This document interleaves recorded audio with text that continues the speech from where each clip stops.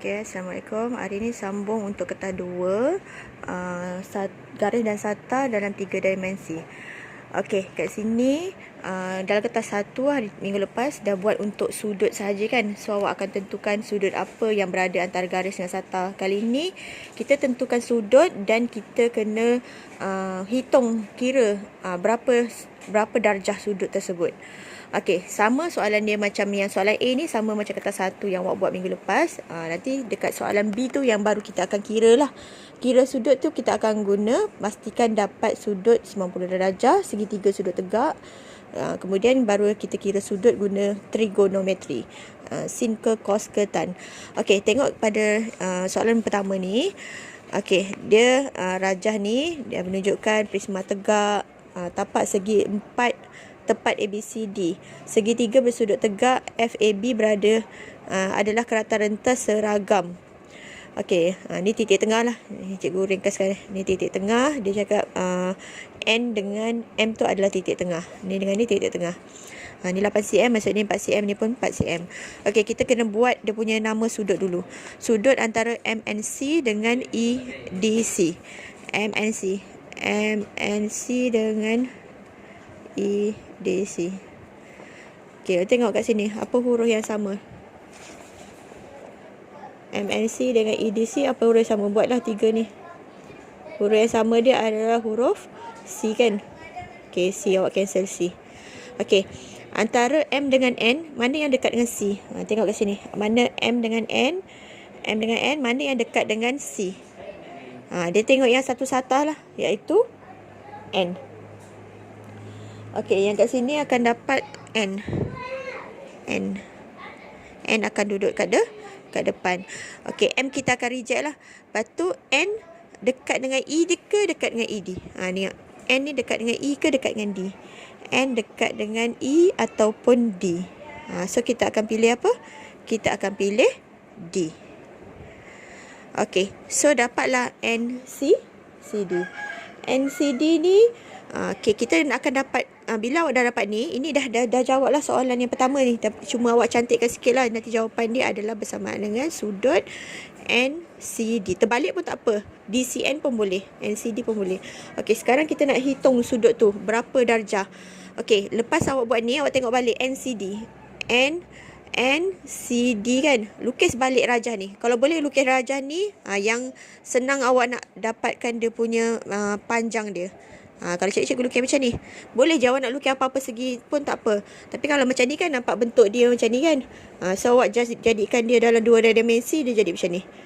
So kita labelkan lah N kat sini, D kat sini, C kat sini.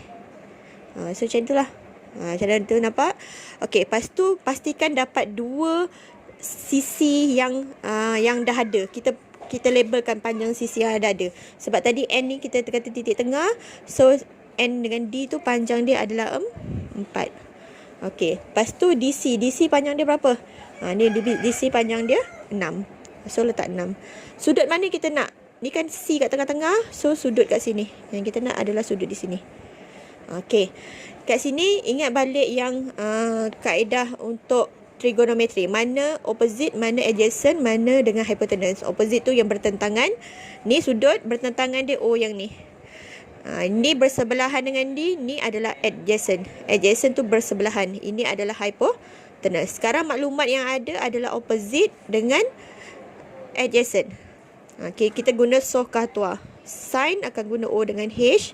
Opposite dengan hypotenuse. Cos akan guna A dengan H. TOA. O dengan A akan guna ni. Okay, maklumat O dengan A, opposite dengan adjacent, kita akan guna tan. So nanti awak buatlah tan. Tan sudut, tulis balik sudut NCD sama dengan opposite dia 4. Adjacent dia 6. Okey, nanti sudut NCD tekan apa? Tekan kat kalkulator nanti. Tekan shift, tekan tan. Nanti dia keluar tan -1. 4/6. Okey, tekanlah kalkulator awak. Awak akan dapat dalam bentuk dalam sudut dan darjah. Sudut dan dalam darjah. Okey, kalau awak tekan kalkulator keluar perpuluhan boleh, tapi nanti awak tekan yang ada dekat kalkulator tu kan. Cikgu ada kalkulator ni kan, kalkulator kan ada tulis ni, ada macam ni, ada macam ni. Cari simbol yang macam ni. Dekat kalkulator ada bentuk yang macam tu, awak tekan ni. Tekan ni. Nanti kalau nombor yang contohnya 33, jawapan kalkulator 33 darjah 42.35. Contohnya macam ni lah. Kalau ni lebih daripada 30, yang ini akan naik 1. Dia akan jadi 43. Kalau ini contohnya 25, dia tetaplah 42 darjah. Contohnya lah. Tengok yang lepas perpuluhan tu lebih daripada 30, dia akan naik 1 darjah.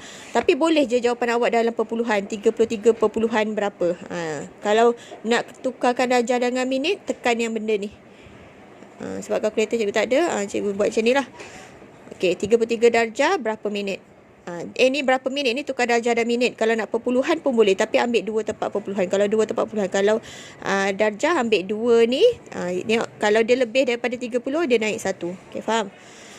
Okey, itu adalah inilah jawapan dia. Dan markah dia kat sini boleh dapat 3 hingga 4 markah. Ni sikit sangat pula. Biasa 4 markah.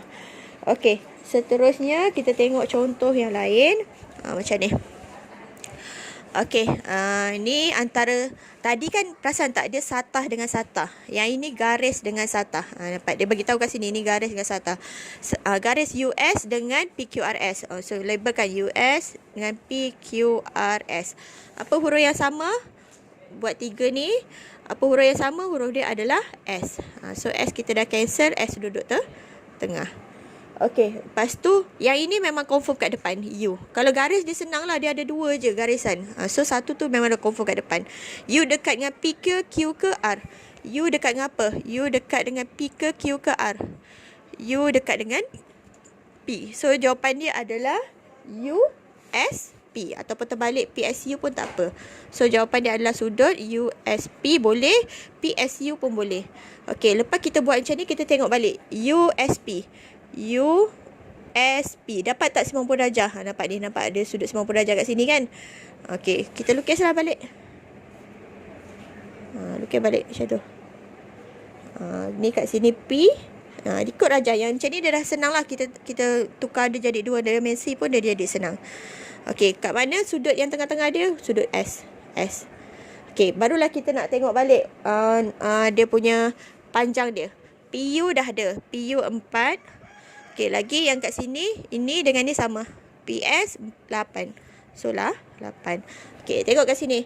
Mana O, mana A, mana H? Kat mana? Kat sini O, opposite yang bertentangan kat sini. Kalau sudut dia kat sini, O dia jadi kat sini. Ni A yang sebelah je. A kat sini, H kat sini. So maklumat yang ada adalah A dengan O. A dengan A, O dia boleh guna apa? Guna tan. Okey, guna tan. Tan sudut USP sama dengan 4/8. Lepas tu tekanlah kalkulator, shift tan. Tan -1, 4/8. Okey, dapatlah jawapan dia 20. Cikgu ambil tukar dalam darjah dengan minit 34 minit. Tekan yang ada yang kat kalkulator yang macam ni. Tekan yang macam ni, nanti dia keluar poin-poin macam ni. Kalau ni lebih daripada 30, naik 1 darjah. Kalau kurang daripada 30, dia kekalkan kat sini. Okey, boleh. Okey, contoh yang ketiga. Okey, yang ni pula. Sekejap. ECD. Okey, contoh yang ketiga. Macam ni soalan dia. Ni soalan tadi ke? NCD. Ini soalan tadi. Sekejap. Soalan lain pula. Sekejap ya.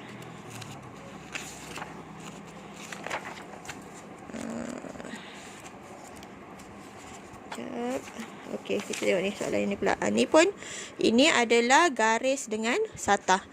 Okey, garis yang ni. Sebuah cuboid, bacalah titik tengah. Apa yang titik tengah ni? Y adalah titik tengah untuk PU. Ni Y ni titik tengah. So ni 10, ni 5, ni pun 5. Okey, kat sini kan ikut pada soalan. Kadang macam soalan tadi dia suruh nyatakan sudut. Yang ni dia suruh tandakan. Kalau contohnya kat sini awak buat jalan kira ni sahaja, tapi awak tak tanda kat dalam rajah, nanti kat rajah tu dia bagilah rajah dekat kertas jawapan. Kalau awak tak tanda, dia tak dapat markah. Dia ni bila dia minta suruh tanda. Macam soalan tadi, kita tengok balik soalan tadi. Kalau soalan tadi dia suruh namakan je. Namakan sudut antara ni. Kalau awak namakan, jawapan awak macam ni je lah. Macam ni. Dengan yang macam ni. Sudut apa. Kalau dia suruh tanda, beza dengan ni. Soalan tu suruh tanda, kena tanda kat rajah.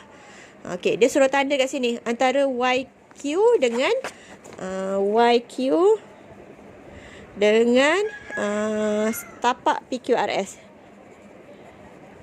Kadang-kadang kan dia tak beritahu tu pun tapak tu PQRS. Mungkin dia kata tapak cuboid. So awak kena tahu dulu tapak cuboid yang mana.